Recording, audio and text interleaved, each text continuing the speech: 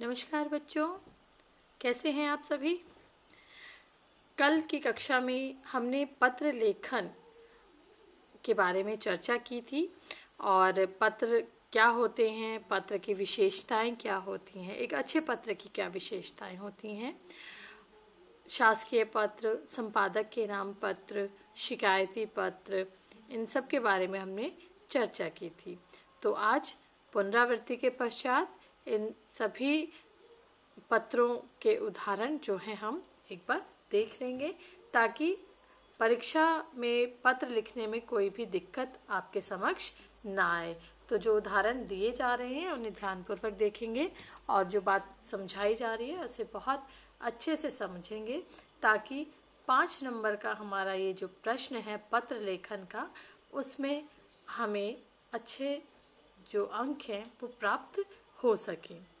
तो पत्र लेखन हमने पढ़ा, हमने कल पढ़ा कि एक दूसरे को संदेश पहुंचाने का एक माध्यम है पत्र, और घर परिवार अपने विचारों और आदि को प्रकट करने का एक तरीका है। पत्र लिखना भी एक कला है। उसके अलावा हमने अच्छे पत्र की विशेषताओं को जाना कि इसमें भाषा जो है वो सरल होनी चाहिए, विचारों की स्पष्टता होनी चाहिए, प्रारूप के अनुसार लिखकर प्रभावी बनाएं। जिस पत्र में जितनी स्वाभाविकता होगी वह उतना ही प्रभावकारी भी होगा। उसके बाद हमने पत्र के प्रकार पढ़े थे, औपचारिक, अनौपचारिक।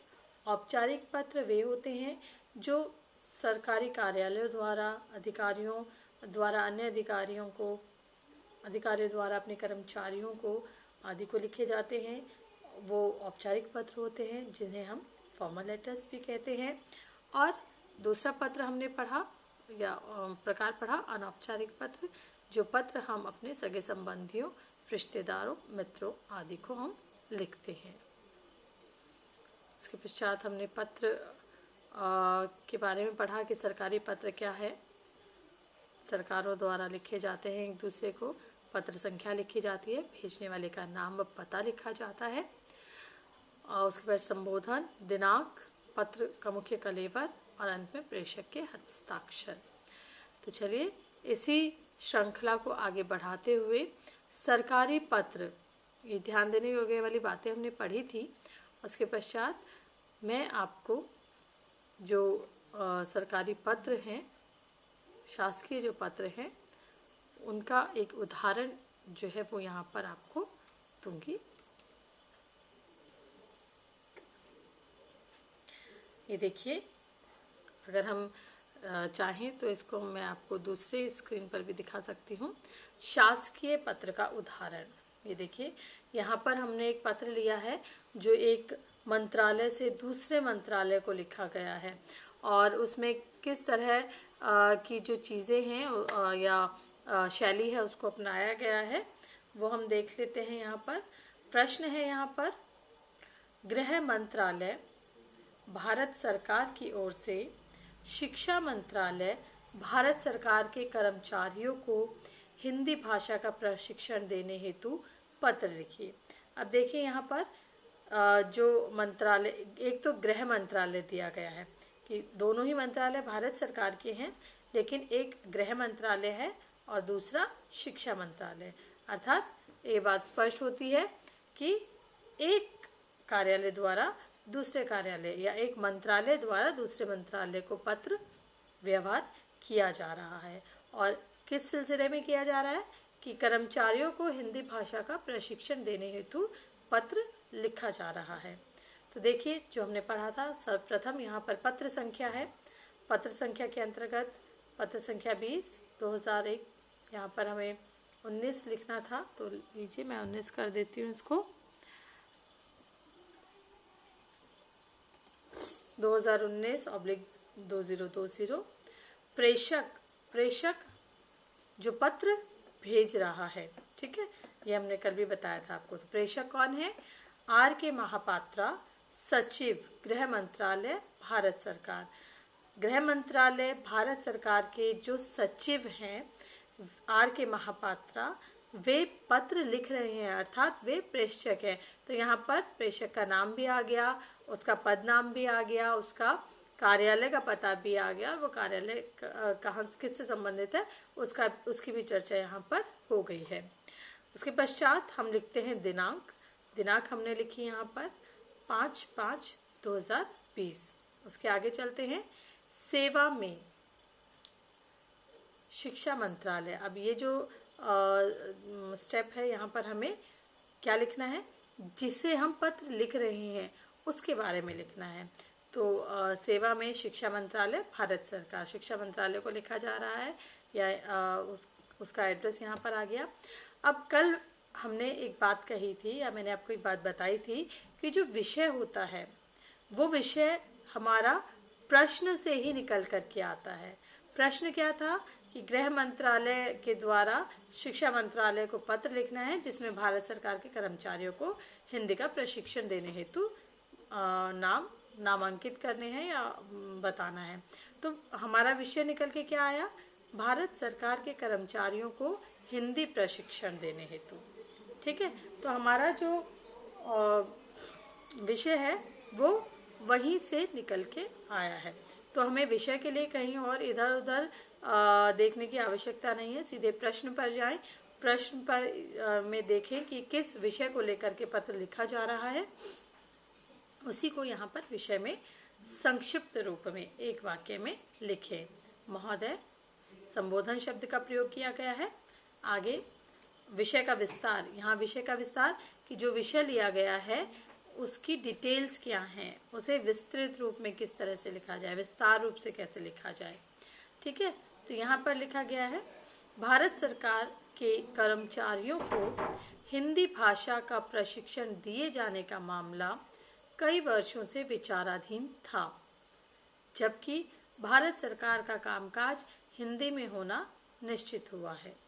अतएव भारत सरकार के कर्मचारियों को सूचित किया जाता है कि जिन कर्मचारियों को हिंदी भाषा में कार्य करने में कठिनाई है, उनके लिए भारत सरकार ने प्रशिक्षण की व्यवस्था की है। अतः ऐसे कर्मचारियों की सूची तैयार कर सूचित करें। भवदीय, अब देखिए प्रेषक का नाम ऊपर भी आ चुका है, और यहाँ पर जब हम पत्र का अंत करते हैं और भवदीय लिखते हैं, उसके पश्चात भी प्रेषक का नाम, उसका पद नाम और उसके मंत्रालय या गृह कार्यालय का नाम आना चाहिए। तो यहाँ पर भवदीय के बाद R.K. महापात्रा, सचिव, गृह मंत्रालय, भारत सरकार। तो ये बात आपको समझ में आई कि जब प्रश्न में ये दिया गया कि भारत सरकार के कर्मचारियों को हिंदी प्रशिक्षण हेतु पत्र लिखना है, तो हमें यहाँ पर विषय भी वही लेना है और उस विषय से संबंधित पूरी की पूरी जो विस्तृत जानकारी है वो हमें पत्र के जो विषय का विस्तार होता है उसके अंतर्गत हमें वो जानकारी देनी है। और आप देखिए कि जो विषय है या जो विचार है सरकार का, उससे अलग हटकर कोई भी आलतू फालतू की बात इस पत्र में नहीं लिखी गई है। तो पत्र वही अच्छा होता है जो सरल भाषा में, संक्षिप्त भाषा में और स्पष्ट रूप से लिखा जाए, कि जो विचार है वो स्पष्ट उसमें होने चाहिए। चलिए आगे दूसरा उदाहरण देखते हैं, संपादक के नाम पत्र। चलिए उसके बाद हमने कल पढ़ा था संपादक के नाम पत्र। संपादक जो समाचार पत्र का संपादक है उसके नाम जो पत्र लिखे जाते हैं, और वो पत्र कैसे होते हैं, जिसमें एक व्यक्ति अपने दृष्टिकोण को, अपने विचारों को आम जनता तक पहुंचाना चाहता है, और जो घटनाएं घटित हो रही हैं या जो शोषण हो रहा है या जो भ्रष्टाचार हो रहा है या जो कानून की अनदेखी हो रही है या अन्य कोई ऐसे विचाराधीन विषय जिन पर सरकार का ध्यान अभी तक नहीं जा रहा है या उन्हें अनदेखा किया जा रहा है, ऐसे विषयों पर व्यक्ति जो है संपादक को पत्र लिखते हैं, और संपादक के द्वारा वो पत्र जो है समाचार पत्र में प्रकाशित किए जाते हैं, ताकि जो आम जनता है वो इन समस्याओं से, इन विषयों से अवगत हो सके और सरकार से उन विषयों से संबंधित जो कार्य हैं उन्हें करने की मांग कर सके। तो उसका भी एक उदाहरण हम लोग यहाँ पर देख लेते हैं। हमने यहाँ उदाहरण लिया है संपादक के नाम पत्र। प्रश्न देखिए, किसी दैनिक समाचार पत्र के संपादक के नाम पत्र लिखिए जिसमें वृक्षों की कटाई रोकने के लिए सरकार का ध्यान आकर्षित किया जाए। अब देखिए, वृक्ष काटना एक आम बात सी निरंतर होती चली जा रही है और जिसके लिए हमारी धरती को बहुत सारी समस्याओं का सामना भी निरंतर करना पड़ रहा है। ऐसे में जो सरकार है इस तरफ किसी तरह के कोई ठोस कदम नहीं उठा रही है, कोई कानून नहीं बना रही है। इसलिए आवश्यकता है कि हम इसके बारे में उन्हें बताएं। तो ऐसा ही एक पत्र जो है संपादक के नाम लिखा गया है। यहाँ देखिए, शुरुआत जो हमने की है, परीक्षा भवन राजस्थान, दिनांक 5/5/2020। थोड़ा सा बड़ा मैं इसको कर देती हूँ ताकि आप स्पष्ट रूप से इसे देख सकें। आगे लिखा है सेवा में संपादक महोदय। यहाँ पर संपादक को पत्र लिख रहे हैं, इसलिए यहाँ पर संपादक का नाम या संपादक पद को यहाँ पर दिया जाएगा। राजस्थान पत्रिका राजस्थान, चूंकि हम राजस्थान से इस पत्र को लिख रहे हैं तो हम चाहेंगे कि हमारे राज्य में ही पहले इस पत्र का प्रकाशन हो और इस पर कानून बनाए जाए। ठीक, राजस्थान पत्रिका राजस्थान, विषय वृक्षों की कटाई रोकने हेतु। अब देखिए, हमने प्रश्न क्या लिया था, किसी दैनिक समाचार पत्र के संपादक के नाम पत्र लिखिए जिसमें वृक्षों की कटाई रोकने के लिए सरकार का ध्यान आकर्षित किया जाए। अब देखिए, हमें विषय यही मिल जाता है, वृक्षों की कटाई रोकने के लिए, और हमने विषय क्या लिया है, वृक्षों की कटाई रोकने हेतु। तो इस बात को भली भांति जान लीजिए कि जो प्रश्न हम पत्र के लिए पढ़ते हैं उसी प्रश्न में उस पत्र का विषय होता है। तो इसमें बिल्कुल भी गलती ना करें और जो पत्र का विषय है वो बिल्कुल संक्षिप्त ले, एक वाक्य में ले। बहुत सारे जो विद्यार्थी हैं ये देखा जाता है कि वो बहुत बड़े बड़े जो है विषय लिख देते हैं, या कुछ ऐसे भी होते हैं जिन्हें समझ ही नहीं आता है कि विषय लिखना क्या है, और कई बार इस पूरे के पूरे प्रश्न को ही वो जैसे का तैसा विषय में लिख देते हैं। तो इस बात को बहुत ध्यान से आप समझें कि जो पत्र का विषय है वो पत्र के प्रश्न में से ही हमें लेना होता है, संक्षिप्त रूप में लेना होता है। तो देखिए, हमने यहाँ संक्षिप्त रूप में एक ही वाक्य में लिया है, वृक्षों की कटाई रोकने हेतु। आगे आते हैं, महोदय संबोधन शब्द का प्रयोग किया है। अब चूंकि उनका जो समाचार पत्र है वो बहुत लोकप्रिय है और इसलिए उनके समाचार पत्र की लोकप्रियता बताते हुए हमें इस पत्र की शुरुआत करनी है। आपके लोकप्रिय समाचार पत्र के माध्यम से मैं सरकार का ध्यान वृक्षों की कटाई की ओर आकर्षित करना चाहती हूँ। हमारे क्षेत्र में पिछले कुछ महीनों से वृक्षों की लगातार कटाई हो रही है। ये देखिए, यहाँ पर आकर्षित मैंने गलत लिख दिया है, इसको सही करते हैं हम।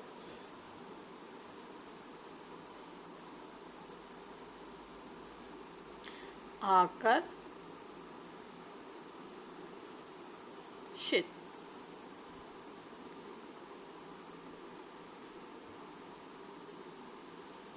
ठीक है, आकर्षित करना चाहती हूँ। तो यहाँ पर जो गलतियाँ हैं उसका सुधार हमने कर लिया है। क्या ध्यान आकर्षित करना चाहती हैं कि हमारे क्षेत्र में पिछले कुछ महीनों से वृक्षों की लगातार कटाई हो रही है। देखिए, सीधे सीधे विषय पर आ गई है। जो भी पत्र लिख रही हैं वो इधर उधर की बातें नहीं की हैं उन्होंने। आज जब पूरे विश्व में अधिक से अधिक वृक्ष लगाने को महत्व दिया जा रहा है, वहीं हमारे आसपास के क्षेत्र में बड़ी तेजी से पेड़ काटे जा रहे हैं। कहीं सड़कें चौड़ी करने हेतु पेड़ काटे जा रहे हैं, तो कहीं लोग अपने घरों के आगे लगे पेड़ों को अपने वाहन की पार्किंग हेतु काट रहे हैं। पेड़ काटना कानूनी अपराध है, परंतु फिर भी वृक्षों की कटाई जोरों से हो रही है। आपसे निवेदन है कि आप इस पत्र को अपने समाचार पत्र में स्थान दें, जिससे सरकार व संबंधित अधिकारी इसे पढ़कर जल्द से जल्द उचित कदम उठाएं। धन्यवाद। भवदिया क ख ग। क ख ग लिखने का मतलब यह है कि हम जब परीक्षा भवन लिखते हैं तो हम यहाँ पर क ख ग भी लिख सकते हैं। और जो शुरुआत में हमने परीक्षा भवन लिखा, अगर आप चाहें तो यहाँ पर पता भी लिख सकते हैं और नीचे क ख ग की जगह अपना नाम भी लिख सकते हैं। कई बार प्रश्न ऐसे भी आ जाते हैं जहाँ पर प्रश्नों में ही पत्र लिखने वाले का नाम दे दिया जाता है। मान लीजिए इसी पत्र में हम दे देते हैं कि आप रक्षिता बनकर किसी दैनिक राजस्थान पत्रिका के संपादक के नाम पत्र लिखिए। तो जब यहाँ प्रश्न में ही नाम आ जाता है कि रक्षिता बनकर आप पत्र लिखेंगे, तो यहाँ पर अंत में नाम आप रक्षिता लिखेंगे, भवदिया रक्षिता, क्योंकि हमारे प्रश्न में जो नाम दिया गया है वही जो किरदार है वो पत्र लिख रहा है और पत्र लिखने के पश्चात उसी का नाम नीचे हम अंकित करेंगे। तो हमने इस पत्र में देखा कि बहुत ही संक्षिप्त शब्दों में अपने बात को यहाँ पर जो है स्पष्ट किया गया है, इधर उधर की बात नहीं की गई है। जो मुद्दा है उस पर सीधे सीधे आया गया है कि किस तरह से वृक्षों का दोहन हो रहा है, किस तरह से तेज़ी से पेड़ काटे चले जा रहे हैं। चूँकि ये अकानूनी अपराध है, फिर भी इस पर किसी तरह का कोई कानून नहीं बन रहा है। और अंत में जो है निवेदन किया जा रहा है कि इस पत्र को समाचार पत्र में स्थान दें, जिससे सरकार और संबंधित अधिकारी सचेत हों और जल्द से जल्द उचित कदम उठाएं। तो हमें ये निवेदन भी लास्ट में करना चाहिए ताकि एक पत्र लिखने वाले का एक अच्छा प्रभाव सामने वाले पर पड़े। तो ये था संपादक के नाम पत्र का एक उदाहरण, एक नमूना। अब हम अपने अगले पत्र पर चलते हैं जो है शिकायती पत्र। शिकायती पत्र के बारे में हमने कल पढ़ा था कि जब किसी व्यक्ति या संस्थान को किसी संस्था, संगठन या व्यवस्था से शिकायत होती है तो वह अपनी शिकायत को अभिव्यक्त करते हुए जो पत्र लिखता है उसे शिकायती पत्र कहते हैं। और यहाँ ध्यान देने योग्य बात हमने लिखी थी कि लिखने वाले का पता होता है, दिनांक होती है और बाद में सेवा में लिखा जाता है। पत्र प्राप्त करने वाला अधिकारी, पत्र प्राप्त करने वाले के अधिकारी का नाम लिखा जाता है और उसके बाद कार्यालय का पता लिखा जाता है, विषय लिखा जाता है, उसके पश्चात विषय का विस्तार किया जाता है और अंत में भवदीय लिखने के बाद प्रेषक का नाम व पता लिखा जाता है। ठीक है, तो हम अब जो है इस पत्र का भी एक उदाहरण यहाँ पर देख लेते हैं कि जो शिकायती पत्र है वो किस तरीके से लिखे जाते हैं और जो शिकायती पत्र के विषय होते हैं वो कैसे लिखे जाते हैं। क्योंकि जो शिकायती पत्र होते हैं उसमें एक समस्या को प्रश्न के माध्यम से अवगत कराया जाता है और उस समस्या को किस तरह से हम विषय में परिवर्तित करें इसके बारे में भी हम जान लेते हैं। देखिए यहाँ प्रश्न है, आपके मोहल्ले की गलियों में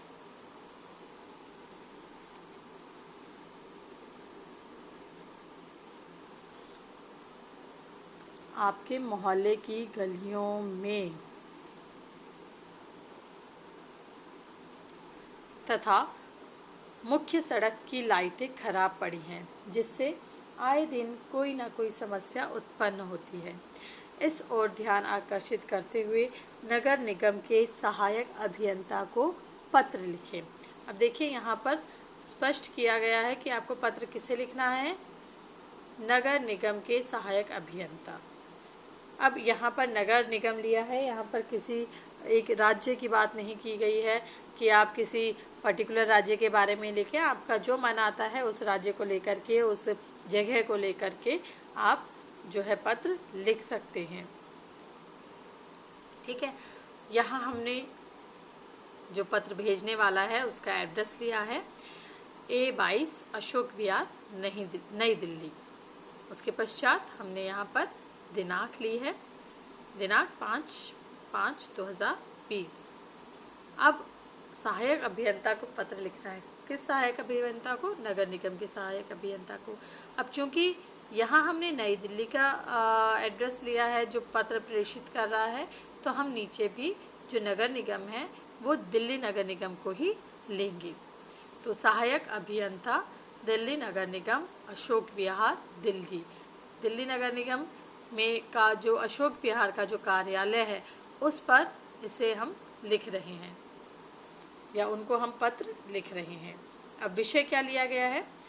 अब विषय जो था, मुख्य विषय यही था कि गलियां और जो सड़क है उसकी जो लाइटें हैं वो खराब पड़ी हैं और जिसकी वजह से आने जाने में बहुत समस्या उत्पन्न होती है और चोरी, डकैती, छेड़छाड़ जैसी समस्याओं का सामना नागरिकों को करना पड़ रहा है। तो यहाँ पर हमने एक संक्षिप्त विषय लिया, एक वाक्य का विषय लिया है, गलियों एवं सड़क की खराब पड़ी लाइटों के संबंध में। अब इस एक वाक्य के जो विषय है इसमें हमारी पूरी की पूरी समस्याएं अपने आप ही उजागर हो जाती हैं। विषय हमने ले लिया है, उसके पश्चात जो है हम पत्र की शुरुआत करते हैं।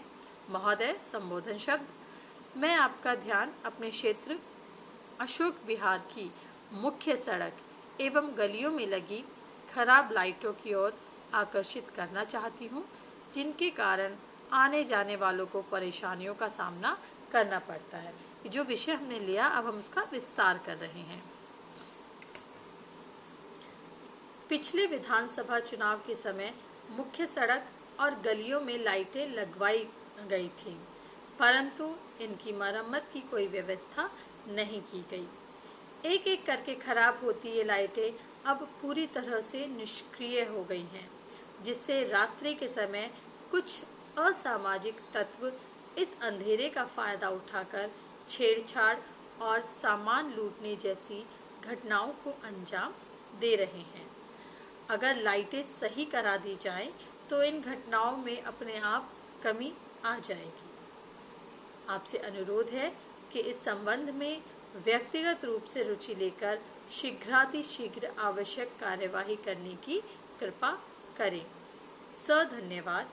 भवदिया क ख ग। ठीक है, तो यहाँ पर हमने देखा कि किस तरह से जो अपने विचार हैं उसे इस पत्र के माध्यम से जो है सहायक अभियंता तक पहुँचाया गया है कि चुनाव के समय में जो लाइटें लगवाई गई थी वो बिल्कुल ख़राब हो चुकी हैं, अब जल नहीं रही हैं। बहुत सारी असामाजिक घटनाएं जो हैं उस समय होने लग गई हैं। अगर रोशनी हो जाए, लाइटें आ जाएं, तो शायद इन घटनाओं में कमी आ जाएगी, क्योंकि जब रोशनी हो जाती है तो इस तरह की घटनाएं नहीं हो पाती हैं। तो अपनी समस्याओं को बताया, क्या क्या जो दिक्कतें हैं वो वहाँ पर उनके समक्ष आ रही हैं, और अगर ये लाइटें सही हो जाती हैं तो वहाँ का क्या माहौल होगा। और फिर लास्ट में अनुरोध भी किया गया है कि व्यक्तिगत रूप से इस समस्या की ओर वो ध्यान दें और शीघ्रातिशीघ्र कार्रवाई करने की कृपा करने की बात यहाँ पर कही गई है कि जब हम पत्र लिख रहे हैं तो अपनी पूरी समस्या को वहाँ पर अवगत करवाएं और उसके पश्चात हम उनसे एक निवेदन करते हैं, एक अनुरोध करते हैं और उसके पश्चात धन्यवाद लिखकर अपने पत्र को समापन की ओर हम ले जाते हैं। तो इस प्रकार हम देखते हैं कि किस तरह से जो शिकायती पत्र हैं, जो संपादक के नाम पत्र है और जो शासकीय पत्र हैं उनमें क्या अंतर है। शासकीय पत्र में केवल एक पत्र संख्या और बढ़ जाती है, उसके अलावा करीब करीब सभी जो औपचारिकताएं हैं पत्र की वो समान रहती हैं। तो बच्चों, इस कक्षा के माध्यम से आप अपने पत्र लेखन के अंतर्गत जो भी कमियां होती हैं उनको सुधार करें और उसके पश्चात भी अगर आपको किसी तरह की कोई उलझन होती है, कुछ समस्या हो रही है या कुछ समझ में नहीं आ रहा है तो आप मुझसे सीधे संपर्क कर सकते हैं। आप मुझसे व्हाट्सएप के ज़रिए या गूगल क्लासरूम के ज़रिए अपने प्रश्नों को रख सकते हैं। आज के लिए इतना ही। कल हम पुनः एक नए विषय के साथ कक्षा में उपस्थित होंगे। तब तक के लिए आप घर पर रहें, सुरक्षित रहें, स्वस्थ रहें, अपने परिवार वालों का ध्यान रखें। धन्यवाद।